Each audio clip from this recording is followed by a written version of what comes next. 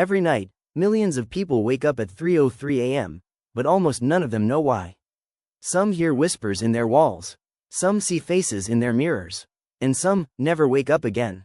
The time is cursed. The families who've suffered from it all share one name, the Crow family. Tonight, you'll hear 3 stories that prove the 303 curse is real. But be warned, once you know their name, you can't unhear it. And if your clock hits 3:03 tonight, don't open your eyes. Part 1: The Crow Family House. My name is Daniel. I was 26 when this happened, and I swore I would never tell anyone, but keeping it inside feels worse than speaking it out loud. Maybe if I put it out there, someone else will understand, or at least know to stay away from Dry Creek, Mississippi. In 2019, I found a rental online. Dirt cheap, a farmhouse just outside town. Locals called it the Crow House. They said no one stayed there long. They laughed when I signed the lease. But I needed the place. Fresh out of college, broke, and desperate for quiet. The first days were fine. The place was old but solid. Creaking wood floors, doors that stuck, wallpaper peeling from damp corners. At night, the fields outside were so quiet, the silence almost hurt.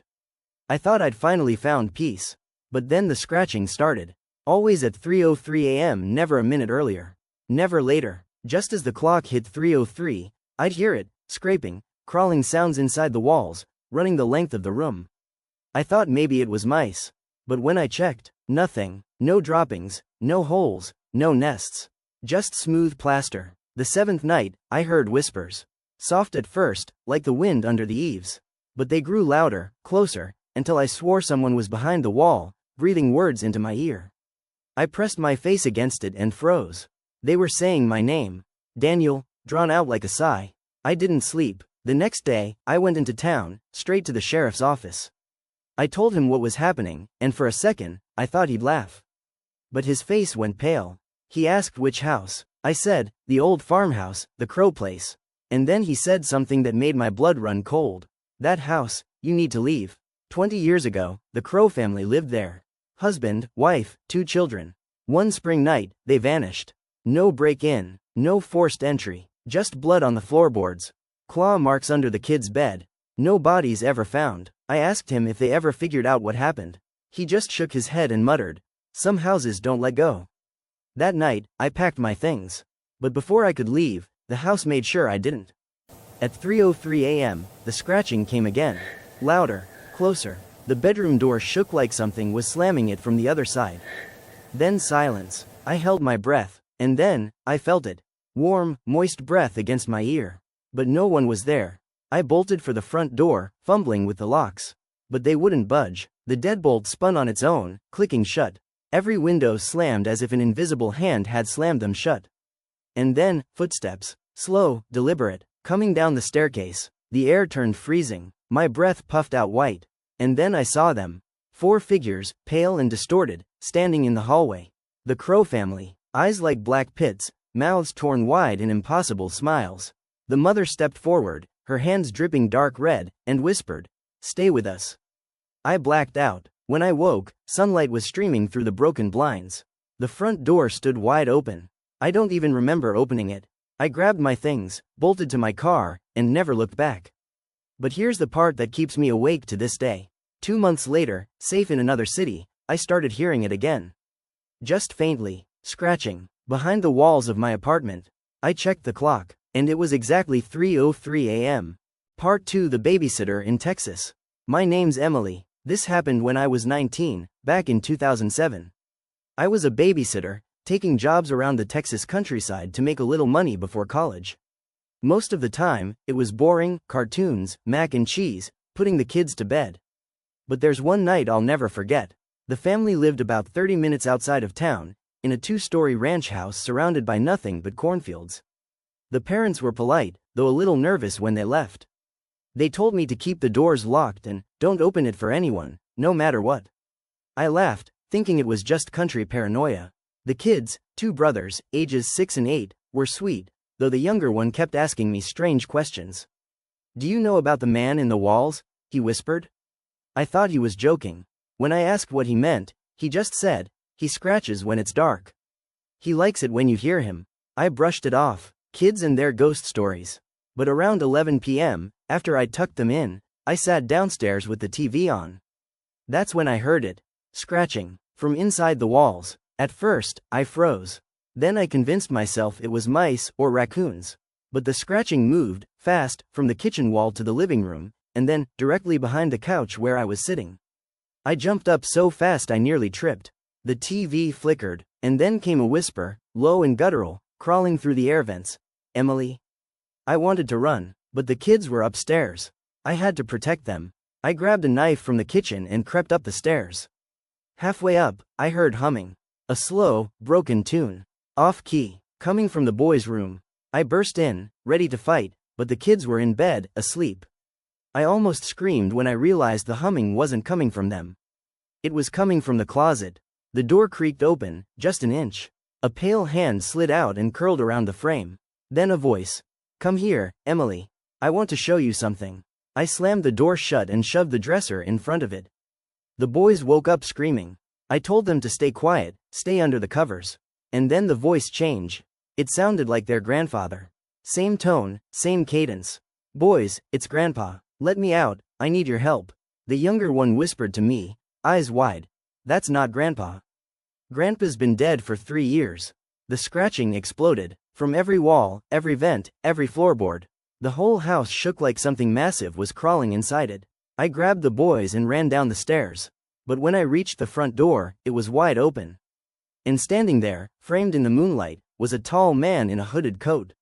His face was pale, stretched too tight over his skull, his eyes bottomless black. In his hand, he held a rusted axe.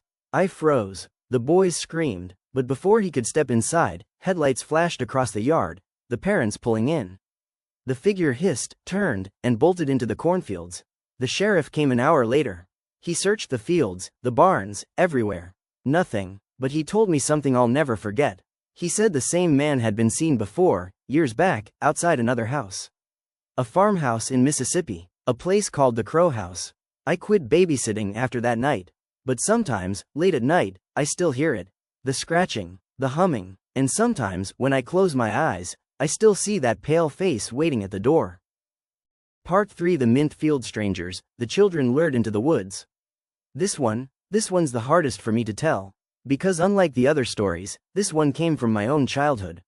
I grew up in a small village in Louisiana. Summers there were slow, sticky air, buzzing cicadas, barefoot kids running down dirt roads. We didn't have malls or movie theaters. We had stories. Stories about the forest just outside of town. Everyone said not to go past the fence line at night. That was Crowland. And the Crow family, well, everyone said they vanished decades ago. Just gone, left behind an empty house and whispers of something unnatural. But when you're 10 years old, warnings sound more like dares. It was late August when my best friend Jamie and I broke the rule. We wanted adventure. We wanted proof that the stories weren't real. So we climbed the fence and walked into the trees. That's when we met them. 2 teenagers, a boy and a girl. They were sitting on a fallen log like they'd been waiting for us. Their clothes were old-fashioned, faded denim, torn sweaters, but their smiles, they were wide. Too wide. You boys looking for something fun? The girl asked. We froze. Jamie, braver than me, said yes. The boy leaned forward, eyes dark as tar. We'll show you the mint field. Nobody knows where it is but us. It smells sweet. It's where we play. And then, like children who'd found older siblings to follow, we went with them. The deeper we walked, the stranger the woods became. The cicadas went silent. The air grew colder. I remember the sound of my own breathing, too loud in my ears. And then, Jamie tugged my arm. Do you smell that? He whispered. Mint. Sweet, sharp, filling the air. We stumbled into a clearing. And there it was. A wide patch of wild mint swaying in the moonlight. At first it seemed beautiful. Magical, even, but then I saw them. Shapes. Dozens of them, crouched in the mint. Watching. Their eyes reflected the moonlight, glowing pale. And the smell, it wasn't mint at all.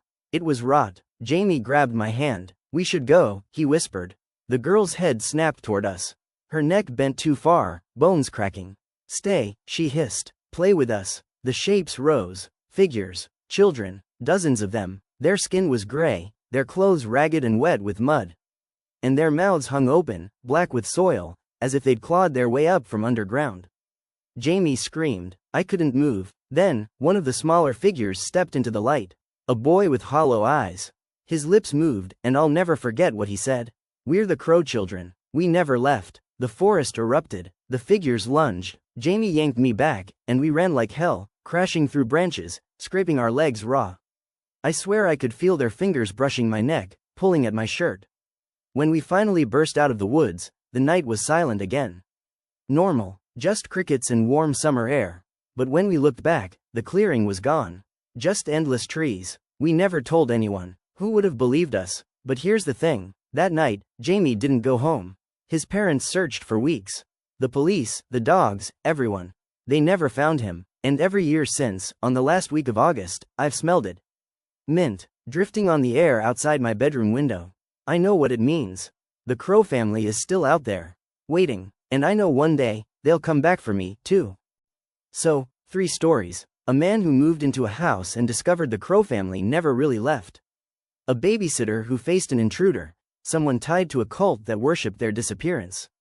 And 2 children who followed strangers into the woods, only to discover the Crow children themselves, still playing where no one should. Different places, different times, but the same name whispered in every shadow.